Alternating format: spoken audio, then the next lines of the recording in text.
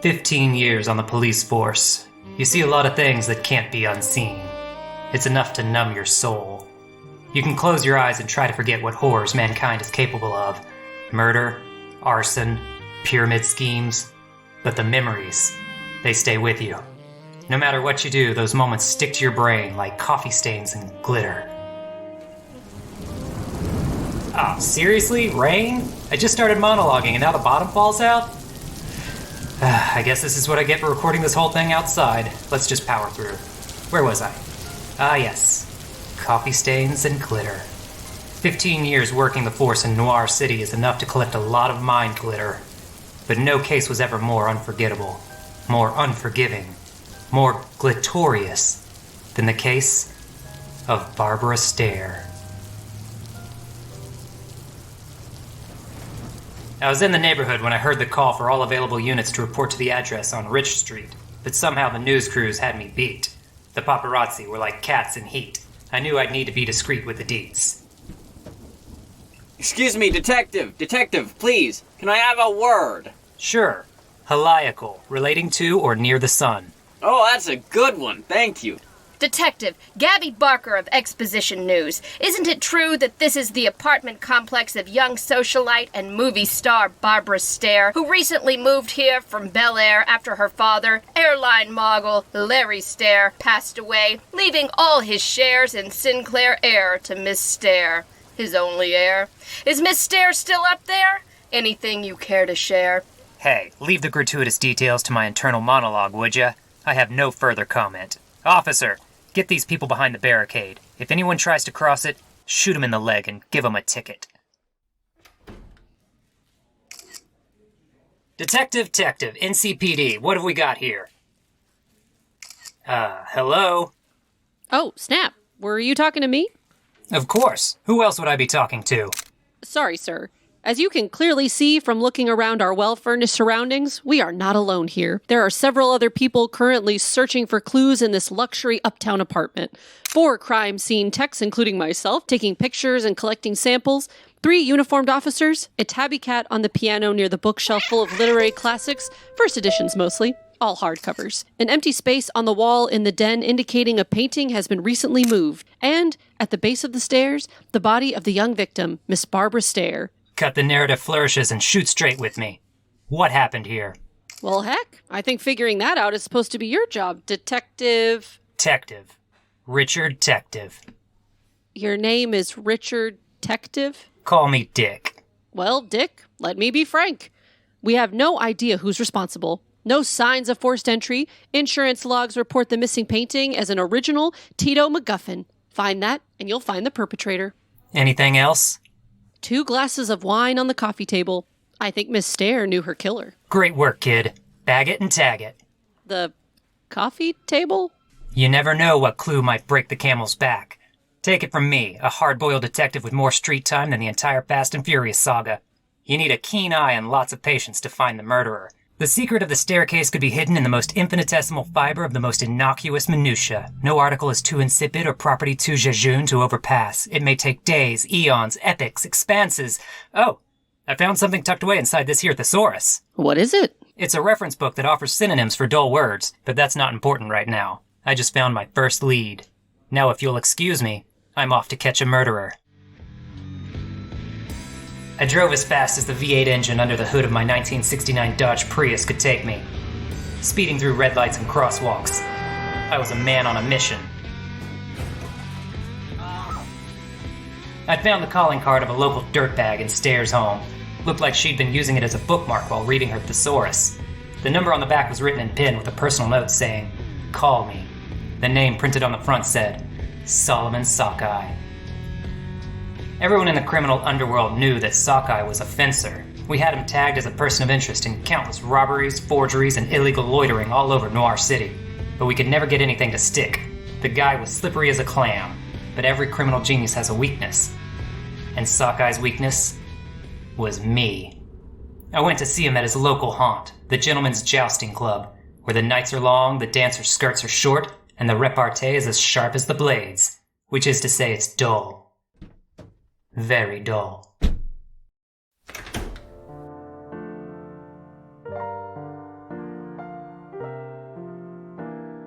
I'm looking for Sockeye. Excusez-moi, monsieur. This establishment is for members only, and you do not look like a fancier to me. And you don't look like a guy who wants to get punched in the face. So tell me, which one of us is wrong? It's okay, Jenkins. He's with me.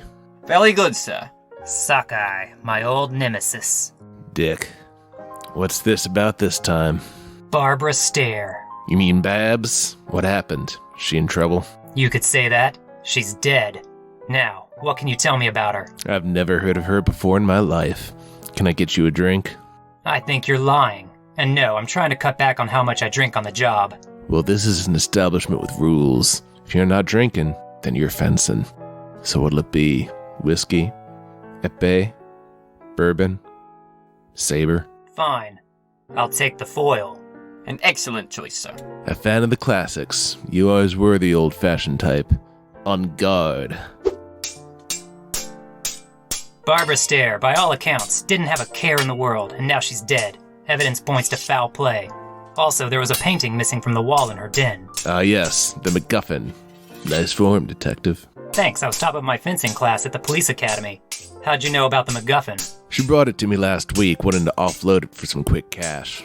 She may have been wealthy, but all of her assets were tied up in stocks and savings. She needed liquid finance in a hurry. Excellent parry. And a fine riposte. I thought you said you didn't know the victim. I don't. Or at least, I never did.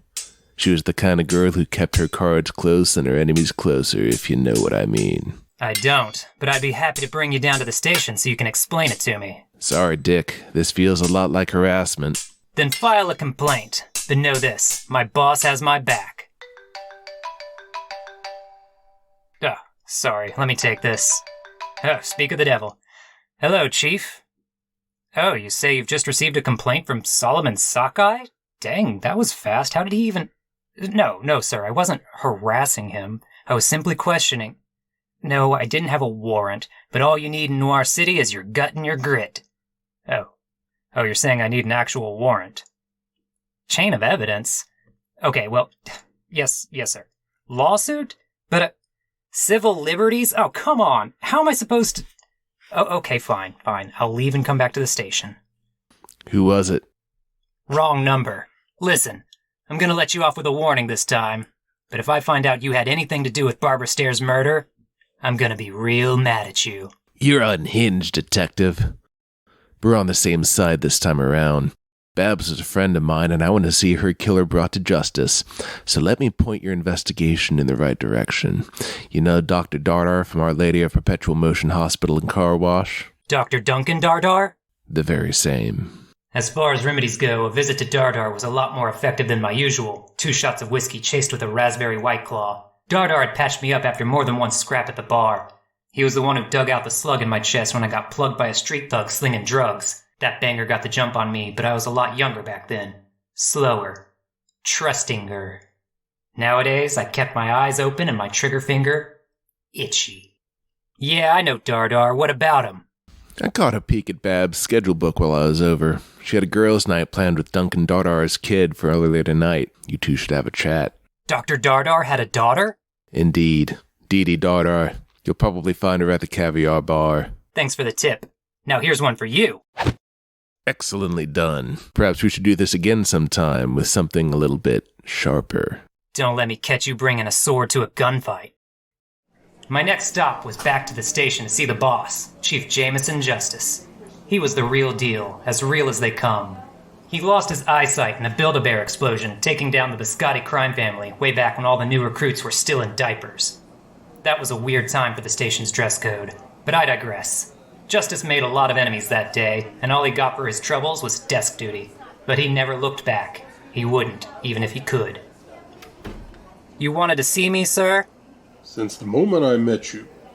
But I'll settle for hearing right now. Close the door. Have a seat. What's on your mind, Chief? I expect this to be a brief case. You mean the present over there on your desk? Yeah, my wife told me not to open it before my birthday, but she knows I need something to carry around all of my important documents in. Anyway, let's talk about the Stair woman's death. I expect this to be a brief case. What makes you say that? I know the media wants to make a big deal out of it. As they say, sensationalism sells. Sure, But this is as open and shut a case as it gets. Coroner's already made a ruling. The death was an accident. What? An accident! Barbara Stair fell down her stairs. I think it's fair to say this kind of affair is rare, but there's no reason to throw scares everywhere, giving good folks nightmares. Stair will be in our thoughts and prayers. I wanted to share the news with you before we released a statement. Chief, look. If only. There's something more to this case. I can feel it. Sorry, Dick.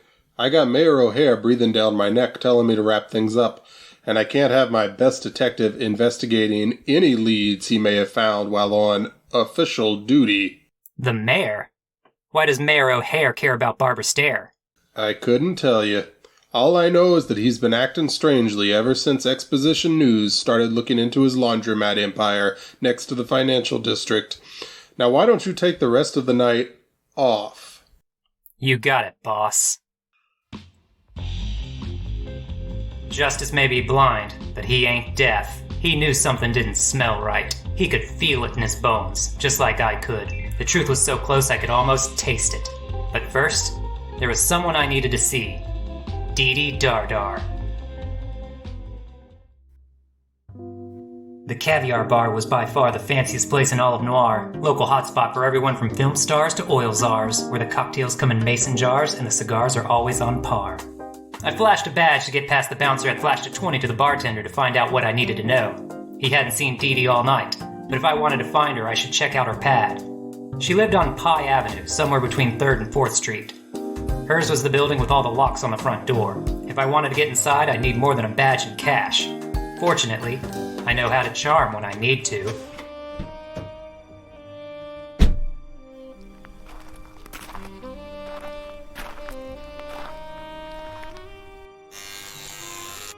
I wasn't expecting any company this late at night. Are you lost? Dee Durr? Who's asking? The name's Dick. Dick-tective. Detective Dick-tective. I wanted to ask you a few questions about your friend, Barbara Stair. Come right up. Walk slowly, though. I need to put on some clothes. That was easy. Hello, Detective. This sure is a nice place. Do you live here all by yourself? It's nothing special. The bottom floor here is my art studio, but my living quarters are the top 17 floors. Sounds like business is good. What kind of art are you into, Mrs. Durr? It's Ms. I create luxury NFTs, and please call me Dee. Would you care for some wine? Dee. Thank you, no thanks. I'm trying to cut down on my on-the-job drinking. Oh, I didn't realize you were on the job right now. Actually, now that you mention it, I'm not. 2 glasses of wine, then. It's a 1969 bottle of Sauvignon Merc from the Capri-Sun region of France. My favorite. So, Barbara Stair, millionaire actress extraordinaire. What can I tell you? You can start with why you went to see her today. Oh, Babs and I were friends. She wanted my artistic opinion on some art she inherited from her father's estate. Art like the MacGuffin? Nothing seduces me quite like a gritty, hard-boiled man who knows his artist. Color me impressed. Say, I know this is gonna sound like a line, but do we know each other? I could swear I've seen you somewhere before. Did you ever hang out at your father's hospital by any chance? I'm in there often enough to fill out a punch card every month. As a matter of fact, I do visit Daddy Durr whenever I can. The entire staff of Our Lady of Perpetual Motion and Car Wash know me by name. We're a family who will do anything for each other. Do you have a family, Detective? I'm married to the job. No one, Detective? Nobody to kiss you after a long day on the job? Nobody to miss you if you were to die tonight? That is such an awful, tragic turn-on. Forgive me. I should take this. Hello? Detective, it's Frank. Who? Frank Quitely, the crime scene tech from the first act? Oh, right. You didn't remember my name, did you? No, I totally... What's up, Frank? You're right. What you said about the details? Coroner Crowley at OLOPMNCW said the death was an accident, but I kept investigating anyway. It turns out Barbara Stair didn't just fall down the stairs. You're saying you have proof she was pushed? No, Detective. The blood screen came back. Miss Stair fell because she had been poisoned. So Stair's killer's still out there somewhere. Quite frankly, that's some of the best detectiving I've ever seen, Frank Quietly. Keep this on the DL for now, though. We have no idea who we can trust. Will do. Goodbye, Dad. Oh, I'm not your dad. Oh, sorry. I've just... No, it's fine. You don't have to. I think it's just that I crave approval from strong male figures. Right. Got it. It's not that I have some kind of regressive hang-up over childhood traumas or... No, it's cool. There's no need for an explanation. But maybe you and I can go fishing sometime? I'm hanging up now. Who was it? Telemarketer. Now, where were we? Oh, yes. Oh, this is strange. What was I saying? Sounded like someone from the crime lab. I think you said his name was Frank Quietly. Suddenly, the world started spinning. I'd always been considered an advanced drinker by common standards, or an alcoholic if you ask my doctor, ex-wife, pastor, friends, or family. But this wine was hitting me like a bucket of tequila at a quinceañera. And did I hear you tell him not to share this information with anyone else? Good. Shouldn't be too hard to snip off a couple of loose ends. That's the moment when it all came together. Oh, Babs and I were friends. She was the kind of girl who kept her cards close and her enemies closer. We have no idea who we can trust. Nobody to miss you if you were to die tonight. Coroner Crowley of the OLOPMNCW. The entire staff of Our Lady of Perpetual Motion and Car Wash know me by name. 2 glasses of wine on the coffee table. Would you care for some wine? Crap. Wake up, Detective. Where am I? You're in my art studio. No, don't struggle. Those metal shackles around your wrists have you securely trapped, dangling a few inches off the ground. Wait a second. I remember that heavy-handed over-explaining. You're Gabby Barker of Exposition News. One of my many personas. Of course. It all makes sense now. You knew everything there was to know about Barbara Stair from your job as an investigative reporter. Stair had to fence one of her priceless works because she was paying you after you blackmailed her. Let's just say I found some questionable holes in her alibi for her father's death that she would prefer not to be made public. But why kill her? Exposition News is running my expose on her tomorrow. Once exposed, she'd have no extra reason to extend our agreement. And as I'm sure you know, extortion is illegal. So you get the money, you're first on scene for the big scoop, and you've got a damning story ready to run right as the other networks release their puff pieces and memorials. It's devious. What can I say? I love being naughty. Of course. You've been doing this for a while, haven't you? Collecting dirt on the rich and dirty?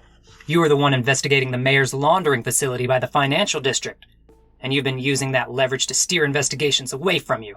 Tell me, what's the blackmail you got on him? Oh, it's exactly what you'd expect. You mean? Yes, the mayor listens to Nickelback. My God. Well, this chat has been ever so lovely, but now it's your turn to tell secrets. Who else knows you're here? My boss, my informant, the fire marshal, Greg from accounting, Aunt Zelda and her 3 chihuahuas. Let's see, who else? The waiter from the diner down the street, the Pope. Just as I suspected. Nobody knows you're here but me and Frank, the soon-to-be deceased crime tech. That's where you're wrong, honey. You see, I learned my lesson last time I got shot. Life is full of surprises. The best offense is a good defense, which is why I started carrying a life alert bracelet everywhere I go. If I have an unexpected fall, it sends a GPS alert to my emergency contact, who in this case is Louie the Loan Shark. And Louie would never let me die before I paid back that sketchy short-term loan at 500% compounding APR. Sorry, Toots, you're busted.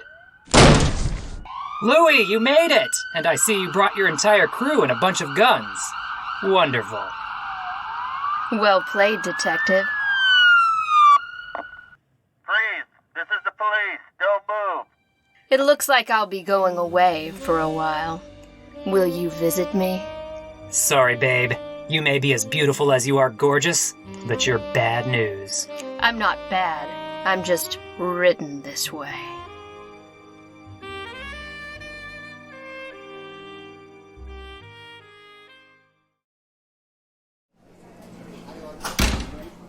Well, Dick, it looks like you did it again.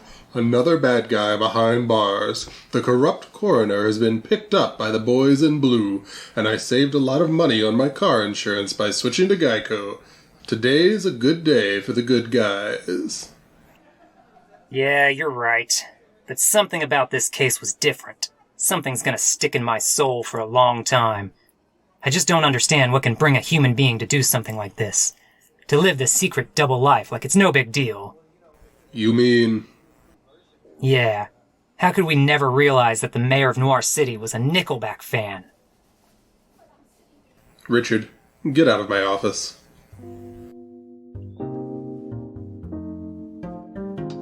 You've just listened to The Staircase, a Snake's Paw production written by Jack Townsend with creative consulting by Erica Durr, featuring the voices of Jack Townsend, Elias Durr, Helen Jaksch, Matthew Morris, James Lanius, and Erica Durr. If you like what you heard here, you can find more Snake's Paw productions online at thesnakespaw.com with links to all of the social media accounts.